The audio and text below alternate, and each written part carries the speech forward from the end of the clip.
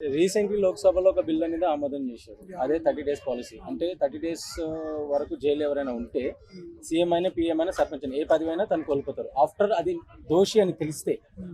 So దీని మీద అంటే ఇది తీసుకొచ్చింది రైట్ డెసిషన్ అంటారా? ఇప్పుడు బీజేపీ ప్రభుత్వం తీసుకొస్తుంది, ఆమోదం చేస్తుంది.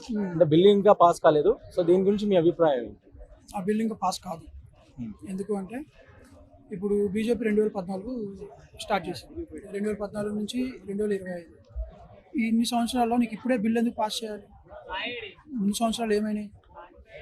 మెయిన్ ఏంటంటే అది ఓట్ చోరీ కేసు ఉంది కదా, దాన్ని డైవర్ట్ చేయడానికి ఇది ఒకటి పెట్టారనమాట. అంతే తప్పించి ఇది ఏమీ కాదు. ఎందుకంటే ప్రతి ఒక్క రాజకీయ నాయకుడు ప్రతి ఒక్కడు తప్పు చేసినోడే, ప్రతి ఒక్కటి జైల్లో ఉన్నాడే. అది కూడా ఏంటి అంటే ఆ క్లారిటీ ఇచ్చారు చూడండి. 30 రోజుల్లో బెయిల్ ఖచ్చితంగా వాళ్ళకి వచ్చేది బెయిల్. డబ్బు మన ఇండియాలో ఏముంది, డబ్బులు ఉంటే ఏదైనా జరిగింది. 30 రోజుల్లో బెయిల్ శాంక్షన్ అయితే నీకు ఏమి ఉండదు. 30 డేస్లో బెయిల్ రాకపోతే మినిస్టర్ ఎలిజిబుల్.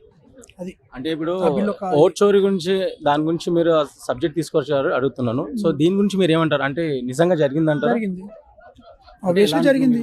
ఎందుకు జరగలేదని మనం అనుకుంటాం. ఇప్పుడు ఫర్ ఎగ్జాంపుల్ ఏపీ తీసుకుందాం. ఏపీలో ఎలక్షన్స్ రోజు పోలైన ఓట్ షేర్ ఎంత ఉంది, కౌంటింగ్ రోజు ఎంత ఉంది, 13% డిఫరెంట్ వచ్చింది. ఎందుకు వచ్చింది? అండ్ సెకండ్ థింగ్, అది మాట్లాడితే ఏమంటున్నారు, 2019 151 వచ్చినాయి, ఎందుకు వచ్చినాయి అంటున్నారు. అప్పుడు మరి ఇంత డిఫరెన్స్ రాలేదు కదా, ఇంత డిఫరెన్స్ రాలా. ఇప్పుడు 24లో డిఫరెన్స్. ఫర్ ఎగ్జాంపుల్ మంగళగిరి అండి, లోకేష్కి ఎంత పోలైన ఓట్లు, ఆ ఎలక్షన్స్ రోజు పోలైన ఓట్లు 1,83,000 సంథింగ్, 2 లక్షలు బిలోనే. కౌంటింగ్ రోజు 2,13,000 14,000 వచ్చినాయి. ఎలా వచ్చినాయి? సో ఇది చోరీ అనేది జరిగింది పక్కాగా. సో దీంట్లో జంబ్లింగ్ అయితే అయ్యిందని. మరి ఓట్ల చోరీ చేసిన వాళ్ళని పట్టుకుంటారా? నీకు ఇలా దొరుకుతాడండి మనకి, నేను చేశానని చెప్తాడండి. అదే కదా రాహుల్ గాంధీ ప్రెస్ మీట్ పెట్టి ప్రూఫ్లతో సహా మొత్తం అన్ని చెప్పాడు. ప్రూఫ్లతో సహా అన్ని చూపించాడు కదా. ఒకే రూమ్ లో బయట పెట్టలేదు, టైం వచ్చినప్పుడు మొత్తం పెడతా అంటే జస్ట్ చూపించాడు కదా. ఎట్లా చూపించడం అంటే ఒక రాజకీయ హోదాలో ఉండి అలా అది చాలా రాంగ్ కదా. మీరు అన్నది పాయింట్ కరెక్టే, రాంగ్. కానీ అతను ఒక టైం తీసుకొని దాని బ్యాక్గ్రౌండ్ మొత్తం చూసుకొని మొత్తం అన్ని సెట్ చేస్తా అన్నాడు. అండ్ సెకండ్ థింగ్, ఆయన క్లారిటీ కూడా ఇచ్చాడు. ఎలా అంటే ఒకే రూమ్ బ్రో, ఒక రూమ్లో 80 మంది ఉండి మొత్తం ఓట్ వేశారు 80 మంది. ఆ రూమ్లోకి వెళ్తే 80 మంది లేరు, ఒక్కడే అబ్బాయి. అలా ఇంటి అడ్రస్లు పెట్టి 80 మంది ఓట్ చోరీ చేశారు.